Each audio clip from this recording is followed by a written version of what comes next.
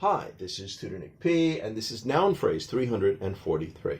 The noun phrase today is star-crossed lovers. Okay, somebody wants a screenshot, do it right now. Let's get right to it.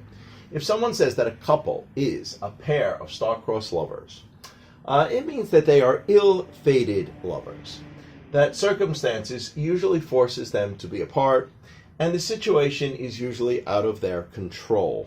Okay, let's continue. The phrase derives from the idea that the positions of the stars in astrology control people's fate. And according to the stars, these two are just not meant to be together, or at least not meant to be together long term. They just have this little short period where they can kind of cross and be together, but not permanently. Okay, let's continue. The origin of this phrase was coined by Shakespeare and appears in the prologue of Shakespeare's Romeo and Juliet. Remember, prologue, that's a little bit of a writing at the beginning of a play or a story. Okay. Here's the quote. From forth the fatal loins of these two foes, a pair of star-crossed lovers take their life. All right, so from forth the fatal loins of these. So remember, if you remember the story of Romeo and Juliet, both of their families had a feud and they were arguing, and that made it impossible for them to be together. So in that sense, the families were foes. And of course, take their lives. If you know the story of Romeo and Juliet, they commit suicide at the end. All right, let's continue. And we got 6 examples to show just how it's used. Here's the first one.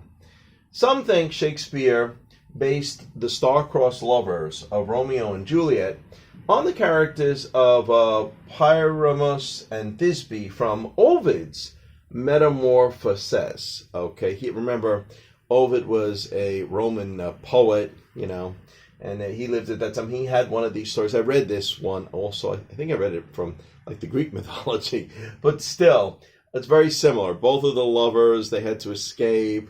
The families didn't want them to be together, and then they were supposed to have like a rendezvous, meet somewhere, and one of them, when they got there, they seen a lion that had blood all over its mouth that attacked somebody.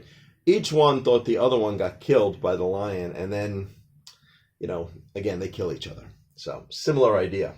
All right, let's continue. Here's the second one. Now, a lot of these are examples of what we, in literature, we would call star-crossed lovers. Jack and Rose from the Titanic were star-crossed lovers, Well, at least in the movie, anyway. Number 3, the classic West Side Story characters of Tony and Maria were star-crossed lovers. So it wasn't meant for their fate to be together permanently. They just always had that short time, and either society or some tragedy that was happening always kept them apart.